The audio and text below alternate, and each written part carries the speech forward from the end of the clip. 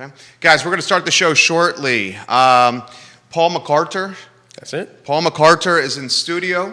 We are going to we're going to give you the flip book of what's happening at Mountain View Elementary. We have an overcrowding issue of roughly 80 students. And right now the county is troubleshooting methods or strategies to handle this overcrowding issue, including potentially eradicating the 5th grade from an elementary school and moving it to a middle school. So we'll talk about this. And the interesting aspect of this topic is there's so many layers to this onion. There's planning, vision that is lacking. There's leadership trying to get density into the urban ring, and Paul and I are all in favor of people having the American dream and home ownership. But we are not in favor of it coming at the expense of education and coming at the expense of poor planning when it comes to infrastructure. So we will talk about that today on the show. This is going to be a topic that I think is going to be important.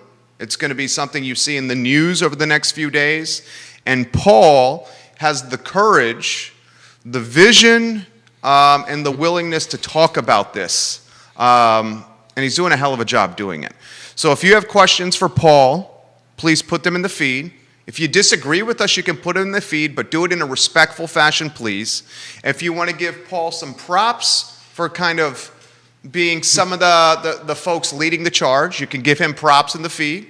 Or if you just don't know what's going on and you'd like to learn more, ask some questions. There's really no bad question to ask.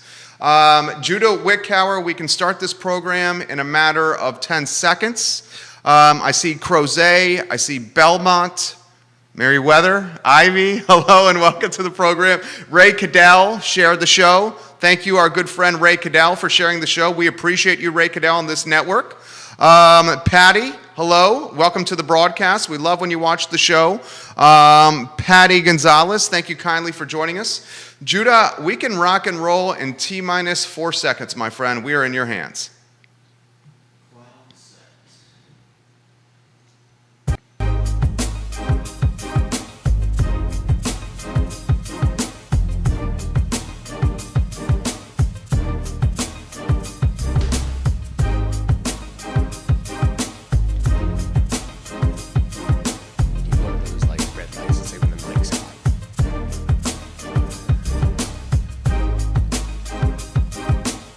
Good Thursday afternoon, guys. My name is Jerry Miller, and welcome to the I Love CVille show. Thank you kindly for joining us on a glorious day to be alive. We are live across Charlottesville, Albemarle County, Central Virginia, the Commonwealth, the country, and the world. And it's great to connect with you guys through the I Love CVille network. We thank Dr. Scott Wagner of Scott Wagner Integrated Medicine for being one of the presenting sponsors of today's show. Dr. Wagner and his team undoubtedly have your back. Today's show, I think, is going to hit close to home with a number of parents that watch. May hit close to home with a number of students that watch the show as well. We will talk Mountain View Elementary. Mountain View is the second largest elementary school from a capacity standpoint in Albemarle County. Right down the road of, it's Avon Extended, guys. Avon Extended. We call it Southside Charlottesville, but it's technically across the Albemarle County line for those that want to know the exact location. I'll set the stage, and then we're going to welcome the parent of a rising 5th grader, Paul McCarter, to the show. We have 115 5th graders who potentially could get displaced from Mountain View Elementary and pushed to Walton Middle School. This displacement is tied to an overcrowding issue. Overcrowding is commonality in public schools. What is not common is taking 5th graders out of elementary schools and asking them to go to middle school. We'll assess the collateral damage of that move with Paul McCarter. We'll talk real estate, planning, infrastructure, education. Now, before we go any further, and I don't want to speak for Paul, but we had this conversation off air, both of us are in favor of people having the American dream of home ownership. We are not knocking folks owning homes and creating more rooftops in this community. We all know, hell, he's a realtor. We all know we need more homes in this area. However, we cannot do that at the expense of students, their education, and their future. So without further ado, Judah Wickower, our director, let's go to the studio camera first, and let's welcome Paul McCarter to the show. You have every media outlet watching you on the program here, as a heads up. Yep. Good afternoon, and thank you for joining us. Hey, thank you for having me. Yeah, this is since last Tuesday when this really kind of became public knowledge. There's been quite a lot of attention to it. News, we've been on the news, interviews, daily progress. There's been a lot of attention. I believe probably a little unexpected to the school board and the superintendent's office that the decision was going to be reacted to the way they did. I see some school board members on the feed, watching the program as we speak. All right, so let's set the stage. I will get out of your way. 80 students, overcrowded. It's got a capacity Mountain View of 624. Yep. 704 projected for the fall. The 704 as of right now is the projection. Okay. There's a couple things that could play with that. There's a neighborhood called Spring Hill Village that's being built pretty quick. Is that the Stanley Martin? That's the Stanley Martin one, Okay. just down the street from Mountain View. And that's a big one. It's a big one. How many rooftops? Man, off the top of my head, I'd say it's very similar to the Avinity size, and we're about 200. Okay. So you're looking at that. It's high. It's a higher density, so it's all mainly townhomes with a few villas and stuff in there. Great neighborhood. You said this, and I want to echo it. The issue. This is not a anti-development, anti-building thing. I'm actually very much a pro-development and think that's the actual. That's how he makes his living. Yeah, Real estate. Well, and it's also the true answer to like helping our affordable housing. You know, a lot of the other things that people do is really just, nipping around the fringe. The only way you're going to make more affordable housing is to make more housing, more dense housing, more cheap housing. Those are really the only solutions. So this is definitely not from that. The other thing I wanted to say right from the very beginning to make sure there's no confusion with this. This is not anything against the leadership of Mountain View Elementary. We love the school. If you talk to anybody who goes to Mountain View, people phenomenal. love the school. Part of the problem, people keep moving into the district because they want to send their kids to that school. This is also not anything against Walton Middle School, which is where my kids are going to go when they go to middle school. The principal, Mr. Walton, has done fantastic things since he's been there. So this isn't any kind of hit on that. The issue comes from above both of those people. So kind of I'll give where we start and we'll take it from whichever way you want to go. Sure. So during COVID, when we had to space kids out further, we had to do everything. For years, Mountain View has been overpopulated and Walton has been underutilized. So as part of the COVID workaround, they sent the fifth graders to Walton for 2 days a week.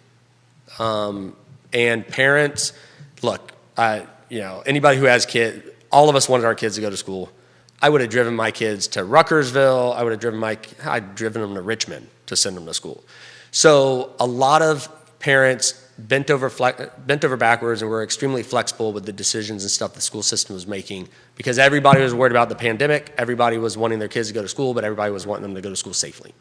So there really wasn't a lot of pushback to the fifth graders going to Walton for this 2 days a week pandemic situation.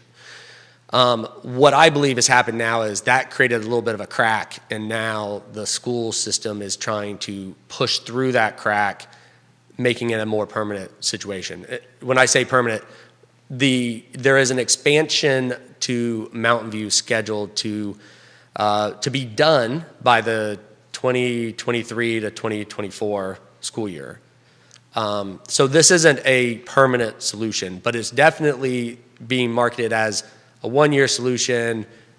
It really has to be a 2-year solution. I was going to say. Because the building's not going to be built. Exactly. So it's really a 2-year solution at a minimum. So that's kind of what happened. They presented to us last Tuesday Who's this they? plan. Okay, so the people who were on the call with us to present it to us was the principal of Mountain View, Cindy Wells, and the principal of Walton, Mr. Walton. Those were the people who, to be honest with you, were put on the front lines to give this news to people. And the way that it was painted to us was it was not a decision that had already been made. It was a highly likely solution, but they were still looking at other things. Now, the problem is shortly before this meeting, the after school program had already told fifth grade parents or rising fifth grade parents that we could not put our kids in for the after school because they weren't going to be at Mountain View. So the next day, Dr. Haas, the superintendent, had a meeting. Of Albemarle County Schools. Of Albemarle County Schools. Yeah, Matt Haas. Had a meeting with parent reps from the PTOs. And one of the topics that came up was there's an online school for Albemarle. And by, I believe it's June 1st, we're supposed to submit to the school if we're going to send our kids in person or we're going to send them, And one of the Mountain View parent reps asked a very reasonable question, which was, can we extend this until after we find out if our kids are going to go to Walton? Great question. Very, very easy question. Yeah. And the response that was given to her was the decision had already been made. Sorry, they're going to Walton. So this decision is done. Well, so the fun part is, so Tuesday we were told wasn't a final decision. Wednesday, Dr. Haas says that it is. And then last night we had another meeting with, now this meeting included Dr. Haas, 2 members of the school board. Which members of the school board? You're going to put me on the spot with names. I know it's the Scottsville one, and also our at-large member of the school board. Sorry, I apologize to both of you for going blank on both your names. So they were in this meeting, which was nice to see. So, Ellen Osborne. Yeah, thank you. Yeah, Jen. Miss We'll Osborne. thank Jen right there. Yeah, there you go. Thank you. I think you say thank you to Jen a lot, don't you? Yeah. Just like I do to my wife. That's my wife, just so y'all know. I say thank you to my wife all the time. So yes, so Ms. Osborne. So the conversation we had again last night was that the decision wasn't made yet. We assure you the decision's not made. A little bit of backtracking happening. Now they are going to let fifth graders be put in for the after school, and we're going to reserve those slots, but if it ends up happening, then they'll go to the wait-listed people. Let's just say there was some very impressive backtracking done last night. But last night's meeting, to say it in the most blunt way, had to have been an absolute disaster from the leadership of Albemarle County Schools. So the meeting was supposed to last 45 minutes, was supposed to take in parents' opinions and be a question and answer and stuff. Instead, the first 45 minutes was the school system kind of explaining to us all the data most of us had already seen from the previous week. So about the 45-minute point when the meeting was originally supposed to end was when they finally stopped their spiel. To cap it off, the last 3 to 4 minutes was a video that they had done that was a sales pitch. It was a sales pitch on how awesome Walton is. And it described the video. So it had interview with Mr. Walton, had some interview in there with Miss Wells, the principals. The 2 principals. The 2 principals. A part that really kind of stuck people pretty bad is it had quite a few snippets of interview or kids that are at Walton right now, 5th graders, like basically tell us why you love it here kind of thing.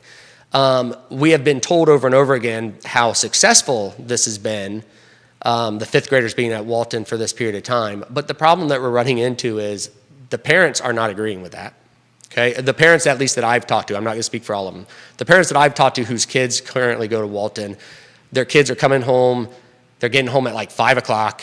For those that don't have elementary age kids usually get home about 2:15. 5 o'clock versus 2:15, so we're talking a 2.5 hour plus delta. And that's a tremendous delta. And that's because of the longer school day for middle school and also the additional bus ride that a lot of people aren't used to having. So what we're hearing from the parents of these kids is not the same read that we're getting. They're coming home, they're exhausted. They're not having any time for outdoor play after school. I mean, they're getting home at like 5 o'clock, dinner's at 6:30, boom, they're going to bed. So there's definitely a little bit of there was very much a propaganda feel to the presentation, especially to the video. So that video, I would say, what created a little bit of a firestorm at the meeting last night.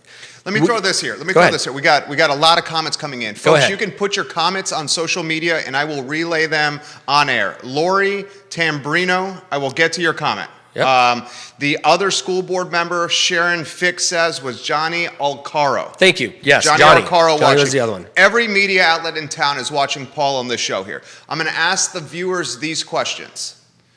If you were a parent of a rising fifth grader and you found out your kid could no longer spend his or her time learning in elementary school and instead had to go to a middle school to learn, how would you feel? If you were a parent of a rising fifth grader and we just got out of COVID, and for the last 14 or 15 months, our youngsters, our boys and girls in our community, have not had the same social interaction to help them from a maturation standpoint, and then fifth graders were asked to go into a middle school with much older kids, how would you feel about that? Another question, if you're a parent of a rising fifth grader and you find out your children are gonna have to spend an extra 2 hours and change of their day simply riding a bus, how would you feel about that? How would you feel about the fact that the library or the playground at the middle school is not set up for your fifth grader? There is no playground at all at Walton. There's no playground at all at Walton. How would you feel about that? How would you feel about smoke and mirrors tactics utilized by the school division to help manage the problem as opposed to keeping the problem from happening in the first place? Okay? And then the last thing I want to bring up, if this happened at Meriwether Lewis Elementary in Ivy, if fifth graders at Meriwether Lewis Elementary in Ivy and their parents were told, you're going to Henley and not Meriwether, can you imagine the uproar from Meriwether Lewis Elementary and its student body and its parents? Well, and actually, let me touch on something related to that that's really, really important for those that don't understand Mountain View. So the demographics for Mountain View, it is one of the lowest income schools. Now, it does a very big spread. One of the major factors for the diversity and stuff like that makes Mountain View so wonderful is that we have a lot of people from Southwood.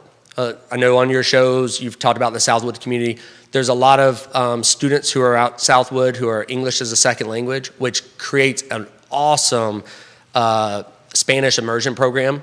I mean, Mountain you got View. one of the best ones. Oh, yeah. If not the best one. Oh, I Yeah. agree completely. And so, but the problem that we have is a lot of the people from Southwood are very underrepresented in these meetings that happen. You know, they're underrepresented when it comes to talking at the school board, at the planning commission, at the board of supervisors. And there is a certain part of it that there's a big equity issue to it. We're talking about a batch of fifth graders, one school of fifth graders that are going to be in an additional upheaval. Some of these that needed additional assistance due to English as a second language and some other things like that. They're also going to be one batch of fifth graders who have to attend school for 2 extra hours. And not 2 extra hours of really solid education. There's some filler in there to cover because they don't want this batch of fifth graders to be on a different path than other fifth graders. So that's happening, and a lot of it are disadvantaged kids that are going to be suffering this. In fact, when we talk about the busing, so my daughter's automatically going to go to Walton when she's in 6th grade. His daughter is a rising fifth grader. Yep, rising fifth grader. Yeah. She's going to go to Walton hopefully the year after next. She'll be able to just get on the Walton bus that comes to our neighborhood. But if your kids are at Southwood or your kids are at Redfields or something like that, you're routed to go to Burley, not Walton. So these kids are going to be shipped all the way around down Avon Street, extended down to 20. Well, there may be a back way, but they're going to go down to Walton. this upheaval for them is going to be 1 year. They're not getting to their middle school year early. They're going to Walton for 1 year, and then the following year, they're going to have to shift to Burley anyways. So you're talking about an additional upheaval for these kids that other fifth graders aren't going to have to deal with. Post-COVID. When the last 14 months, they've learned their ABCs and 1, 2, 3s in the coat closet, the guest bedroom, or on the kitchen table. So of my daughter's 6 years, counting kindergarten, that she's supposed to be at Mountain View, she will have been out of the building 2.5 years of that. Use that. And here's one other thing, and I know you'll have a bunch of questions. There's a ton coming in. So one other thing that's really important to note.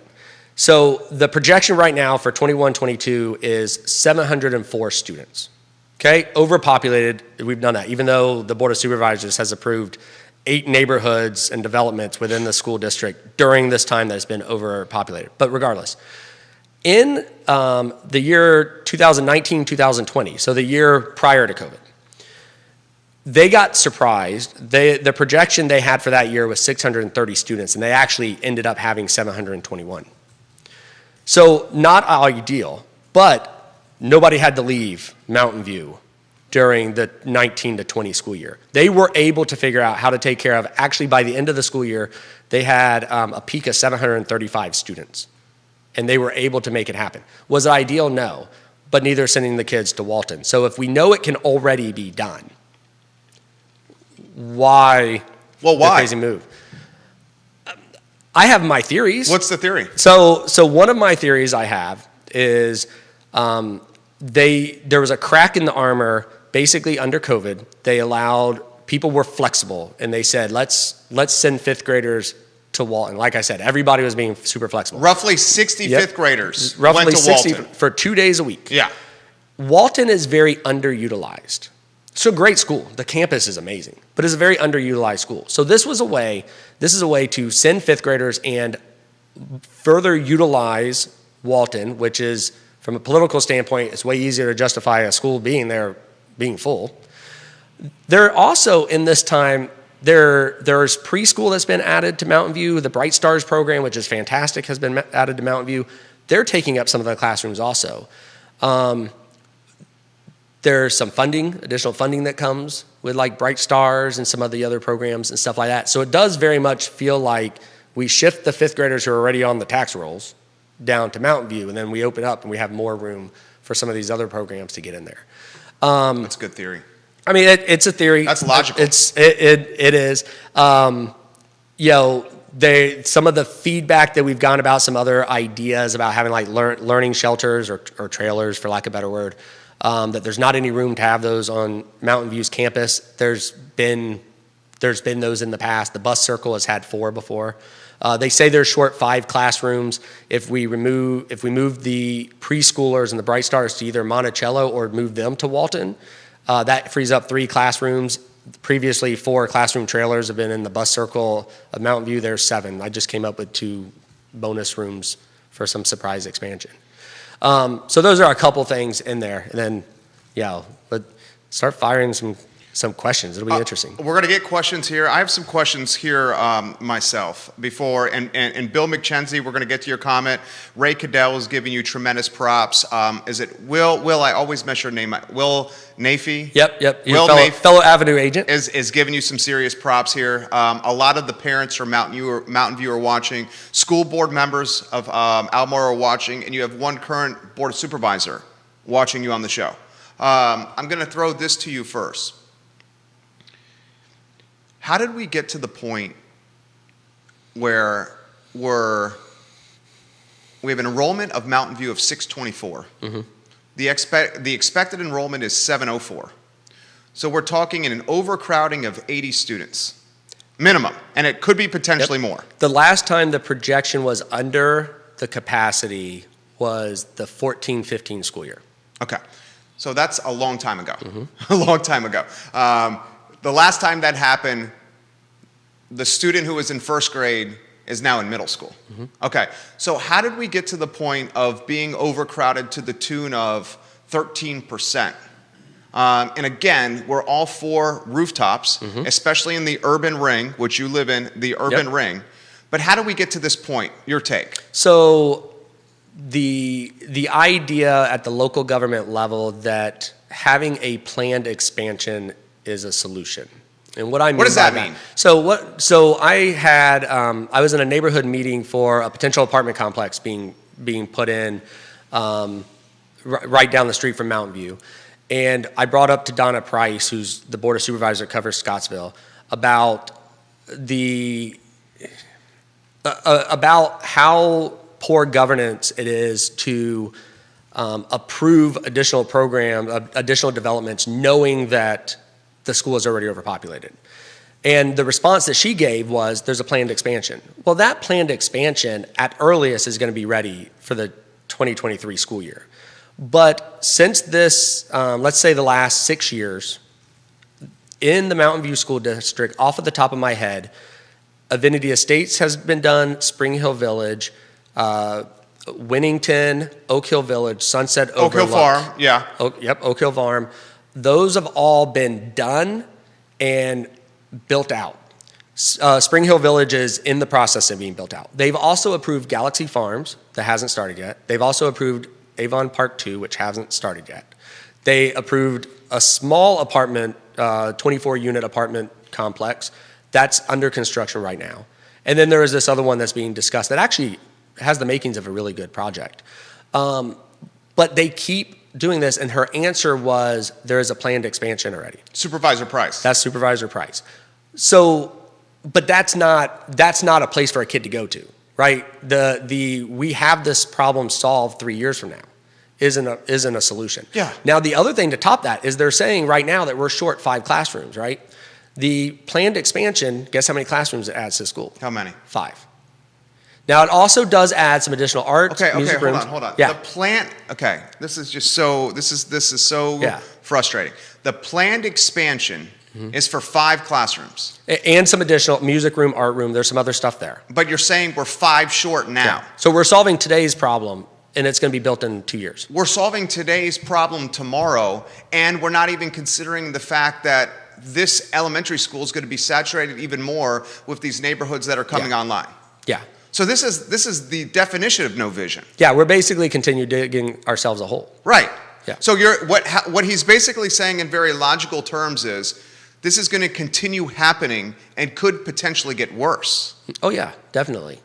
I mean, if you follow just some of the potential logic, by the time the new addition is done, they may still need to keep 5th graders at Walton so that they have room for more 4th graders and 3rd graders and 2nd graders. Explain to me this. Your daughter Yep. is a rising 5th grader. Correct. She will be, what it sounds like it's already, the decision's been made. But, and Depends on who you talk to. right. I mean, that's also called smoke and mirrors and managing a PR problem.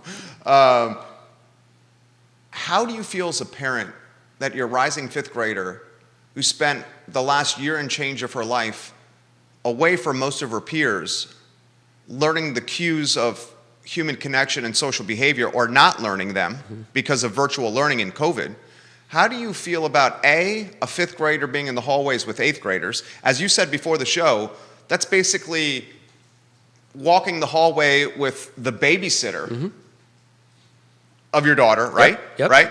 How do you feel, A, about that, and B, can you characterize in any way the maturation delta between a 5th grader and an 8th grader? And I know that everyone's different, but I remember when I was in 8th grade and what was going through my body and what was in my head, and the only thing that was in my head when I was in 8th grade was girls. Yep. Okay? And then I remember 5th grade, and the only thing I cared about in 5th grade was playing soccer and being outside. Well, and there's some studies. People have tried to look up studies of 5th graders being in middle school, and there aren't any. We couldn't find any. But there have been studies found of 6th graders being in middle school. And those studies show things like 6th graders that are in middle school have a higher rate of disciplinary issues and stuff of that nature. So now we're sliding in even younger. And there are some parents who have very legitimate concerns about their 10-year-old being on a bus with a 14-year-old. Yeah. I mean, I can definitely understand that concern. And and it's an extremely valid one. The other thing that goes with that is a lot of these kids, the school day starts later for middle school, so some of these fifth graders are going to have to go to the bus stop by themselves because it's going to be after their parents have already left for work. What are we talking about happening there? There's currently no after-school program at Walton, so now we're talking about the kids getting dropped off at the bus at 4 or 5 o'clock. Where are they going home to? So there is definitely some issues there that, as much as it may feel like this is only, this is a fifth grader. What's the big deal the difference between fifth and sixth grade? It's a huge deal. It's a huge deal. It's a huge deal. There's a lot of people feel comfortable with their 11 or 12-year-old staying home alone. Don't feel comfortable with their 10-year-old, 9 and 10-year-old staying home. Of course. And that's really where you're at with that number. And then there's a lot of contradictions in the plan. I guess we'll use the word plan. The plan that the school board has. So things like the fifth graders are going to be in their own pod. So they're going to be isolated from the middle school. They're going to be separate. Don't worry. They're still Mountain View Colts. But that's what they're telling you. That's what they're having. But they're going to be isolated. Oh, but also one of the great things about being at Walton, they'll be able to take advantage of some of the clubs and some of the other things Walton has. Now, how are those two things happening at the same time? Yeah, those are contradictions. Yeah. One of the other things, if you've ever had a fifth grader, fifth grade, you're the top of your school, right? This is your chance to be like the big dog in the school. Sure. So that's when you're the ambassador. You're helping to teach the younger kids to read. You're doing all kinds of things as a fifth grader. They don't get that. They go right into being not the bottom of Walton, but the bottom of the bottom because they're just this kind of stuck in there. Yeah, and if you're an eighth grader in Walton and you're seeing these fifth graders coming into your school, of course you're going to be like, hey, what are these people doing here? Yeah. They're out of place. And if anything, that's going to lead to more bullying and picking on these kids. Well, and then you start talking about the resources. So I said there's no playground. Well, they're talking about we're going to build some kind of playground. Man, if that's a lot of money to spend for a one-year solution, right? So then they're talking about, we're going to get some books in the library. We're talking about having 100 books in the library. Well, there's more than 100 fifth graders, and you're going to have 100 fifth grade books.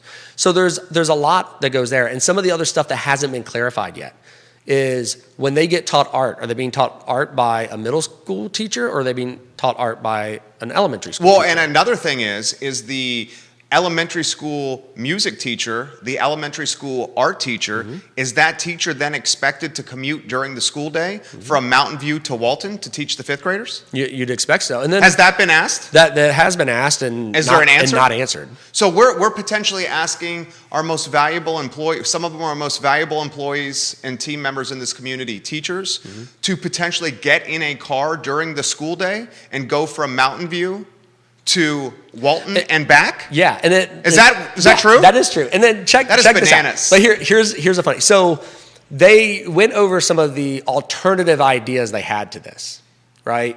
You ever have where you have a really good idea and somebody's like, well, let's explore some other options, and you throw out some other options and you already know the answers to why. So one of the options is to possibly put a 6-classroom temporary building in the lower field of Mountain View. Yeah. The pushback against that is that it's at a lower elevation so that you can't have a line of sight of a kid leaving the building. And it could add 5 additional minutes for them to commute to their music class, PE, lunch, because of the distance that's out there. Okay. So in their thought process, the idea that my fifth grader might have to walk from a building on campus out of their sight to get into the next building, or that it may take 5 extra minutes to get to music class is worse than a 2.5-hour bus ride round trip, extra time, or being in the hallways with 8th graders and potentially bullied. That is horrible thinking. Yeah, that's some of the rationale that they're giving to parents to justify this situation. And that's what happened a lot. Yes, the reasoning behind why these other ideas wouldn't work, none of them are as bad as sending the kids for 2 additional hours, an extra, there was a story in, And that's just logical thinking. yeah. That's common sense. Well, and it's the same common sense that if we could have gone back in time, that the same kind of common sense we would have hoped the Board of Supervisors and the Planning Commission had when there was a plan to try to build Spring Hill Village and these other places. The common sense that we would hope is this school's already overpopulated. We need to have the expansion done before we add rooftops. Or we need to do a redistricting. Nobody likes to redistrict. Yeah, I mean, of I course, 100% understand that. But there are And if some you do options. have to redistrict, you should grandfather the kids that are already in school to the schools that they're accustomed to, as opposed to having them go to a different school. Yeah, at least, like, let's say elementary. Now, this is going to sound like I'm saying this because my kid's a 5th grader, going into 5th grade. Like elementary school, if you want to say, hey, we're going to grandfather in the 5th graders or the 4th and 5th grade or whatever, because they're already more than halfway through that school. I could completely understand if you're redistricting not to grandfather in the 1st grader, right, who's got 4 more years. But yeah, that's how in other places I've lived. So I was in the military, so I've lived in several different places. Other places that I've lived, that's how they've done when they've added new schools and they've redistricted. Like somebody who was in the last year at a particular school could finish it off. The other thing that's so funny is like almost everywhere I've lived, schools have always had additional like learning trailers. Like that's just kind of a common occurrence, and they seem to be very anti doing that. Why? In this particular, but there's so many schools that have it. Yeah. Trying to save space, but one of the things they're trying to do is they're trying to find a space on the Mountain View grounds for a 6-unit thing, and it's like, okay, well, here's all the reasons why this 6-unit wouldn't work. Okay, well, what about 6 1-unit ones that could go, like I mentioned, in the middle of the bus circle? You could put 4 there. That is something that wasn't even talked about, even though previously when Mountain View used to be Kale, they had done that before during one of the previous expansions. And Bill McKenzie says, it seems the school board and the school division is more worried about changing the name of the school than addressing an overpopulation problem. I promise we're going to get to all these comments here. I promise. We have a ton of comments coming in. I will throw them to Paul. If you have questions or comments, put them in the comment section. We are literally live on every social media platform humanly possible. We will archive the show on iloveseville.com. Who is pushing this narrative? Dr. Matt Haas? Supervisor Price, the Board of Supervisors? I would say that the person pushing this particular solution looks like it's coming from the superintendent's office, from Dr. Haas. The reason I would say that is when I was on the community meeting and I broached this subject with Donna Price, it is as though it was the first time she ever heard it. It was the first time she had heard it. Was she being genuine? She referred to Mountain View as Kale twice. Okay. Which it's been called Mountain View for a year. Yeah. And yeah, you can always say the name wrong when you're fresh saying it. But if you would think about somebody who's talked about the school in any kind of detail over the course of the last year, you probably would be really used to saying Mountain View. So in a 5-minute stretch to say Kale twice tells me that I don't think this school's really been in a lot of conversations with her. And then obviously Rick Randolph, who's on the planning, he's been on the planning commission, and last term was Board of Supervisors. Yeah. So he's been involved in this while all these developments were getting approved. Now we asked one of the members of Albemarle County Schools. We asked why we don't see them at Board of Supervisor meetings and at Planning Commission meetings, like bringing up this overcrowding problem. That's a great question. The response that we got is that a package comes through and they put in the response, and they have said, according to them, they have said that they've objected to all these developments based off of the overpopulation of Mountain View. And they're being ignored. If they're saying it and it's not happening, yeah, being ignored is the only option. Comments we're going to get to now. All right, let's start at the top. Sharon Fix is saying you're representing well. Thank you. Lori Tamburino, the bottom line is we are now 2 weeks out from when we found out about this, and while we have been begging to have a working meeting to process different ideas and suggestions, it has yet to happen. We do not need any more info session meetings or meetings to hear our concerns. We need solutions. and now feels as though they really don't want to hear our suggestions at all. Sharon says the Daily Progress article that ran misled the community. It's not just a 10-minute drive between schools. Lori, if my rising fifth grader rode that bus next year to Walton Middle School, she would arrive home at or after 5 p.m. versus arriving to Mill Creek at 3 p.m. That's a huge difference. Mm-hmm. That is a huge difference. And Mill Creek is one of the closer neighborhoods to Walton. Right, right. Your better half said this would never, ever happen at Meriwether Lewis. Here's another comment. The fourth graders at Mountain View Elementary School are being asked to absorb the consequences of lack of foresight in planning on part of Albemarle County Public School leadership. They are being directed as rising fifth graders to Walton Middle School to be the youngest students on campus. Why?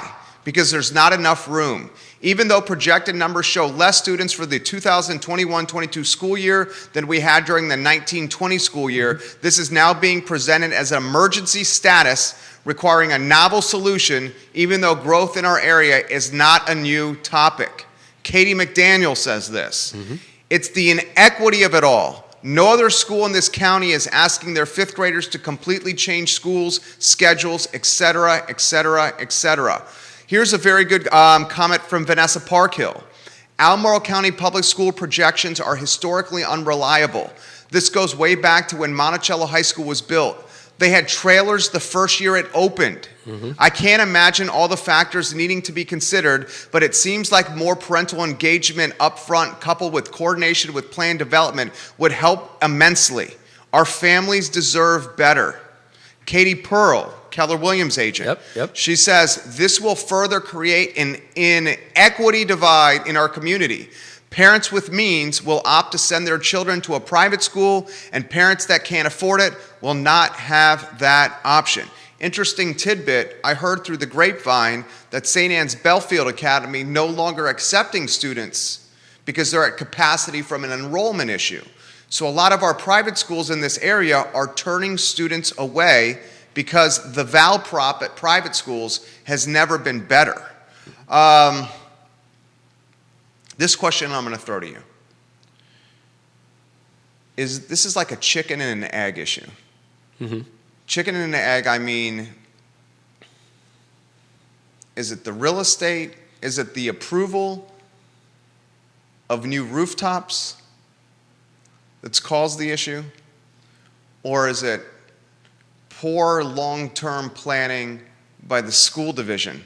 Or is it both? Well, so it's easy and probably a little bit of an easy answer to say is all of the above. I think we were on a Facebook with Matthew thread. Gillikin. Yep. And I wanted to tag you on that. Yep. So people could hear your perspective. Yeah. How there are some areas that the schools have to be built and have to be in place before the rooftops are done.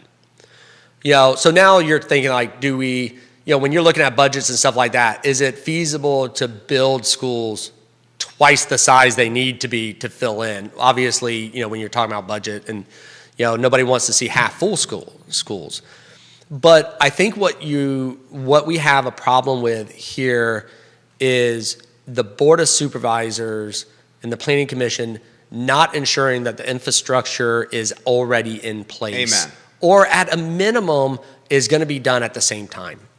Spring Hill Village, the first time that got approved, I remember being at the Board of Supervisors meeting when Spring Hill Village, not at the same meeting, but the Spring Hill Village, Avinity Estates, Avon Park 2, all were going through at the same time. That was 3 to 4 years ago. That's more than enough time. No doubt. To say, okay, the best way that I use this as an example when I was talking to somebody else. This is the equivalent of somebody standing on the train track, staring at a train coming at them, and then them getting hit by the train and them complaining that, they didn't see the train coming. So he's saying we made our own bed. Yeah, you're standing on, you see the train coming a mile away and you didn't deviate your plan. I mean, we're talking about like let's use Red Hill Elementary School as an example. Red Hill Elementary is a small school. It definitely would benefit from being beefed up, having a bigger population, because schools do a little bit larger school is good in the fact that it provides additional things. You can have more clubs when you have more students because you have more students with similar interests. So why hasn't an extension or an addition to Red Hill been planned and then a redistricting? And I apologize to anybody who gets mad whenever I say this. Like, you're talking about like the end of 5th Street extended being redistricted to go to Red Hill. You're talking Winnington and Redfield, beyond. stuff like that. Like, and nobody likes to be because Red Hill's not redistricted. far from that. No, it can't be any further than they are from Walton. Yeah, right. Right. And that was one of the responses when they said about redistricting is they didn't want to send the kids to Red Hill because they determined that school was too far away. And it's like, but it's actually closer than Walton. So there are definitely some things that could have been done in this process. The same day, last Tuesday, that we had this kind of bombshell dropped on us, the first part of that meeting was Tuesday. Yeah. When does the school start? They said this decision has to be finalized in July. So they gave you guys when in July? They gave you guys less than 2 months. Yeah. Well, because it was not it was not a give us 2 months to talk about this and get your input. It was, hey, here's 2 months to prepare for this. But in that same meeting, the first half of that meeting was a consultant who was talking to us about what kind of things we'd like to see in an expansion of Mountain View. So we're just in the consultant asking us what should be at Mountain View phase of the Mountain View expansion. So with the things I've seen, unless some really good pressure gets put to it, the idea that this school is going to be finished in time for the 2023 school year is a pipe dream. It seems surprising to me for that. I did government contracts when I was in the military. Yeah, nothing's on time. Nothing goes fast. And you're in real estate, and nothing is. So we have now. Carrie Renke says July 20th is the deadline. 20th. Thank you, man. All these people are keeping me in line. See, they got. You can't mess around when you do this. No way. People immediately trust me. Do this every day. My wife points out that there's a mom's group. Seaville Moms Group. Well, for Mountain View, like okay. a bunch of the moms of like the kids in our age group, and it's been on fire here for the last. I bet, dude. You should see what's happening right now on Twitter and Instagram, LinkedIn, Snapchat, TikTok. Share and fix. It gets even better, fellas. We have to decide by June 11th if our kids will stay virtual, and we are locked in for a semester. But they won't even have a decision about the Mountain View Elementary 5th graders until the end of July, and they won't give us an extension to decide on virtual decision. It's one school asking for an extension. She's basically saying parents that could be frustrated that their 5th grader is being jettisoned to a middle school, they may decide, let's keep our kid at home virtual learning so we can protect them even more. But the deadline already. It's past the deadline. So they have to say whether or not they're going to the virtual school before the deadline of whether or not it's okay for your kid to go to middle school. That's messed up. That was actually the topic where Dr. Haas, to be honest, Dr. Haas stepped in it. At the parent rep meeting, that deadline came up. This was the Wednesday after the Tuesday meeting where we were told it's not a final decision. That topic came up and the request for that extension came up. And Dr. Haas basically said, he basically said the decision's been made. Yeah, the decision's already done. Sorry, kind of thing. Do you feel misled by Dr. Haas? 100%.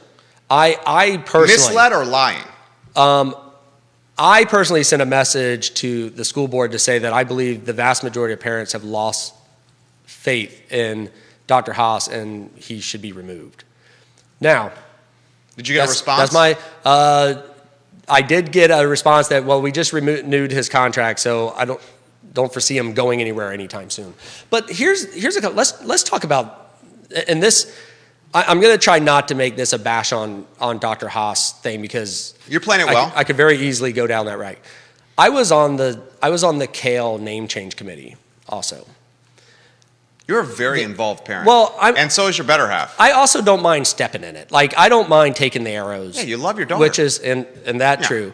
So, I'd do anything for my son. So one of the things about that name change committee that everybody already knew, right? Even though the members of the committee definitely acted in good faith, but everybody was under the umbrella that the decision was already made, that we were going through a charade.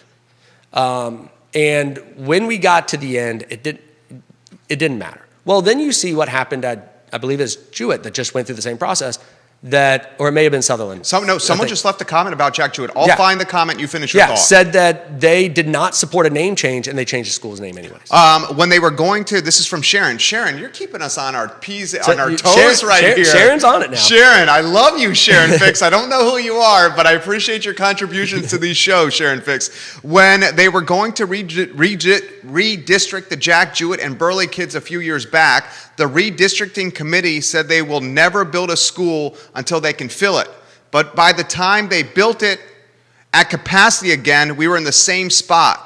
It's absolute maddening the way they do things around here. Yeah. Lori says, I have certainly lost faith and trust in both Mountain View Elementary School and Albemarle County Public School leadership. It is causing me to not only look to private school education for my rising fifth grader, but also for my rising first grader. Yep. You feel that way? Well, it's possible. I could very easily... You're blowing up here. I could very easily see as early as young as our third graders that are there at Mountain View right now going to Walton under the scenario that they're giving. Like, so when they're like, well, this is a 1-year problem and we're going to go back and we're going to go and reevaluate. Well, what's changing between now and next year that would make you need to reevaluate it? And they've given no answer to that. It's not one of the things they said is, oh, well, we don't know if we'll be able to get the learning trailers in, by the start of school. Well, you could if you would have ordered them last year when we already knew there was an issue, right? So they're what were they trying doing to say during it. COVID? What's that? What were they doing during COVID? Why was there no planning for this? And as we said, it's been over capacity. The projections have been over capacity since the 15-16 school year. Josh Hamilton, nice to see you on air, Paul. Get out there and make big things happen. Nicole Davenport, yeah, Paul, love that depth of knowledge and logic. J-Dubs, we can have them wait there in the hallway if we could. We have, if that's the news, any news people, we can have them wait in the hallway. If it's my 145 in the hallway too, please. There is a lot of stuff going on right here. There's a lot of layers to this because there's everything from the lack of planning and good decision making at the Board of Supervisor and Planning Commission level. Then you have the at best, lack of transparency from the superintendent, and at worst, just flat out either incompetence or just lying, right? And then you have, we love Mountain View, and it looks like we're going to love Walton, right? When our kids are in middle school. To see those two principals trying their hardest to do what needs to be done to take care of the kids, when basically they're the ones getting arrows thrown at them from both sides. Like they were put out in front of everybody to deliver this news. And here's one thing I really want to make sure this is really crystal clear to people. You do marketing, you do branding, so sometimes you want to shape the story. Sure. The school system, the school board, the superintendent's office, they are all trying to push attention to the way we delivered this news was bad, or the way the process was done was bad. And what they're doing is they're trying to basically put all the attention on, we screwed up over here. When our number one issue is not, we don't like the way it was given to us, but that's not our number one issue. And we don't like the way that the process was going, but that's not our number one. The actual result of whatever system they use to come up with this answer, that's the problem. And what we're seeing is an active attempt to make it about the delivery being bad and going, yep. That's called smoke and mirrors. It's exactly. That's smoke and mirrors. And the same thing That's happened. managing the narrative. Yep. And we're seeing that. The meeting last night that was nothing short of a propaganda film. Using some of our own, some of Mountain View's own fifth graders. You should describe it. And we have about 8 minutes left here. Yeah, we're at 127 here. It flies by, right? We could talk about this for hours. And you're really, really good at this. You're passionate about this. Explain in about 15, 25 seconds here the video you saw. So kids were put up, and it was like, what do you like about being at Walton? And one of the kids, I love being at the middle school that I'm going to be going to. These are the roughly these 60 these are that the were at current Walton. fifth graders that are there now. Okay. So kids are like, I like being with middle school. I like seeing the school that I'm going to be going to. oh, I really like the nature walks. But it was, you tell me if a fifth grader is going to have... No fifth grader's going to knock it. Yeah. Especially when it's a teacher or an admin asking. Saying, with a camera in front of them saying, tell us why you like being at Walton. Yeah. Right? I mean, it just...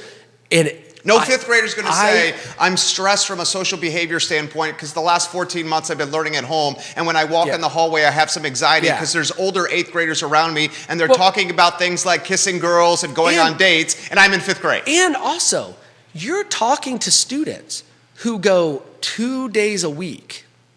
We're talking about students that are going to go 5. Yeah. So there are definitely current fifth grade parents who are very outspoken about just how awful that it has been. But again, it's the smoke and mirrors. It's using people's flexibility in a pandemic to now give a crack to try to leverage it. Exactly. That's exactly what's happening. It's one of the things that people kind of fear about with, not to get into the politics too much, but it's the fear that people have is that there was some of these things that were done under the guise of the pandemic. You're saying the vaccination passport and how far is the government going to keep going? Well, that's what you were alluding to. There's all kinds of things. Right. That's what you're alluding to right there. But it is like there are things where people have done extra that people have let slide because we're under the guise of, we're doing it under the pandemic. And everybody was bending over backwards to try to get their kids back in school. And now that's coming back to bite people. I think you got Matt Haas watching right now. Oh, hey, Matt, how you doing? 4 minutes left here. Casey, we appreciate your perspective. I'm pretty sure you do have him watching. All right, so what are you and your wife going to do? First, start there. Well, we don't know yet, right? If they say your daughter's going to Walton, will she be in Walton? So, if I had to bet money right now, I would say yes. Okay. Sounds how you described it. It sounds like the decision's already made. Yeah. So if we most likely, and I'm going to say when I say we, I'm really using this is not a 50-50 decision. My wife's pretty much kind of already. That's the same in my house. Because I've made the comment about private school. I've made the comment about whatever. But we love the Spanish immersion program that Mountain View has. It's fantastic. We love that. I've talked to my daughter about it. And this is one of the problems when we say, well, what's the kid's impression, right? My daughter just wants to be with her friends. It's been, even now, her going to school, she goes to school 2 days a week, but some of her friends go the other 2 days. So she's not seeing some of her friends. So she just wants to be with her friends because she doesn't understand all the other ramifications of it. Of course. She's not going to like... She's in fifth grade. Yeah, she's not going to like that she might not be able to do soccer because she's not going to get home until 5, right? So some of those... The soccer practice was earlier. Yeah, soccer practice usually starts at like 6, but by the time you talk about getting home, getting any kind of wind down time, getting ready, decompress, so there's a lot of extracurricular activities that these fifth graders are not going to be eligible to do because they're going to get out of school 2 hours later. Your wife says, if we did not love our Mountain View Elementary School community, teachers, staff, and admin so much, we would not be fighting so hard to stay here. So that's well said. You know what? She dropped the mic. I dropped the mic. Seinfeld, Costanza, go out on a high note. You totally should have had her do this instead of me. We should do this interview again with more. I sincerely mean this. I swear and sincerely mean this. If we want to have a parent roundtable, we should do it here. We can have 4 or 6 parents here. We can hash it out. You got the school board watching you. I think that's what we were hoping yesterday. And there's no media outlet that's going to give you the long form content like this, where we can go deep, take a deep dive. Well, and that's what, like last night, we thought it was going to be a discussion and a question and answer session, and it ended up being 45 minutes of smoke and mirrors, and then trying to squeeze in some stuff. So I think you would. I think you'd have a line of parents signing up to Jen, Sharon, I sincerely mean that. Lori, I sincerely mean that. There's a father also watching on the feed, Mr. Jennings, Jay Jennings. Jay. Just did the study in question. He posted a link in the feed. You got Katie, Parents, if you want to do this, we can continue the discussion. We will change the schedule of guests that are already booked to accommodate a topic that is impactful and timely here on the network. You have the newspapers watching you and the TV stations watching you, school board members, and Dr. Haas.